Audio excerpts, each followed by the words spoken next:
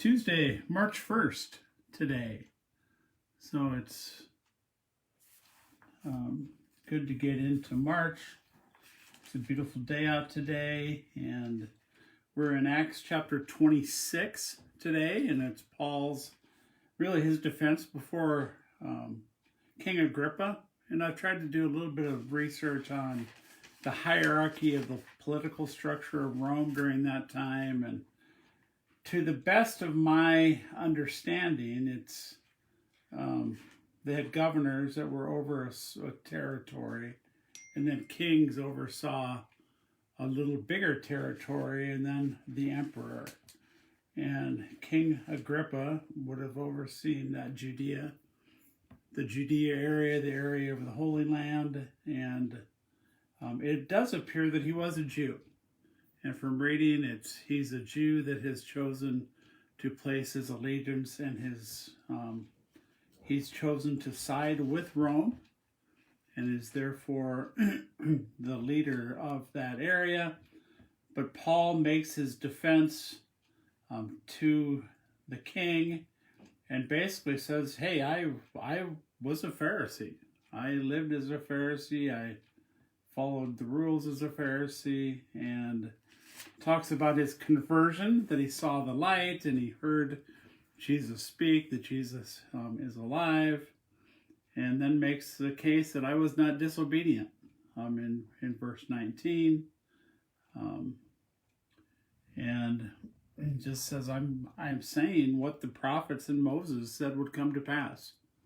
And that's what I'm talking to. Festus in verse 24, the governor of that region, kind of has a little bit of a hissy fit and says, "Paul, you're out of your mind. Your great learning is driving you out of your mind."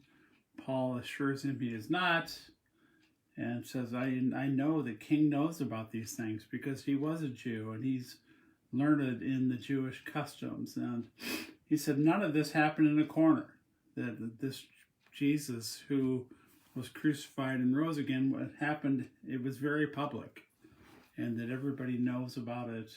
And King Agrippa's defense, in a short time, Paul says, "King Agrippa, do you believe the prophets?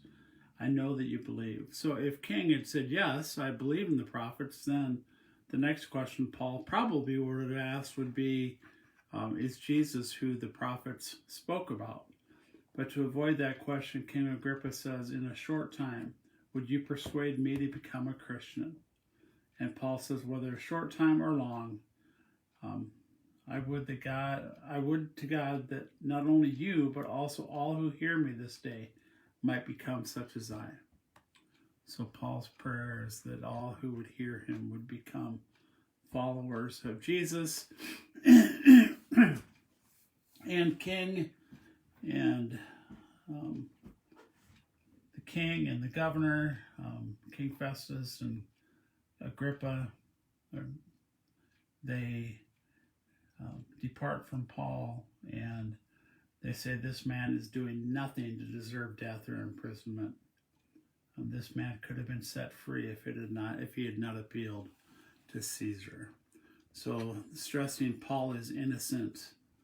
And this is the fifth time in Acts we see that it said Paul is innocent and not deserving of the charges against him. So Luke, the author, is making it abundantly clear that Paul is innocent of anything the Jews have brought against him. We see this in Acts 16, 35 to 40. We see it in 18, verses 12 through 17, chapter 23, verse 29, and also the previous chapter 25, verse 25. So now it's heading to Rome, and Paul being put on a ship and setting sail to Rome. So, this last section of Acts really deals and details Paul's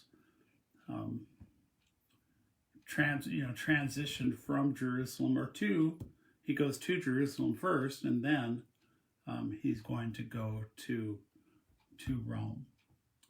So, yeah, I hope you're doing our daily readings, and if you haven't, I would encourage you just to jump in. We'll be in Acts chapter 27 tomorrow. I'd be happy to send you a copy of our reading plan. If you don't have one, just leave a note in the comments, and I can email you a PDF copy if you would like. So have a fantastic day. Stay faithful, and God bless you.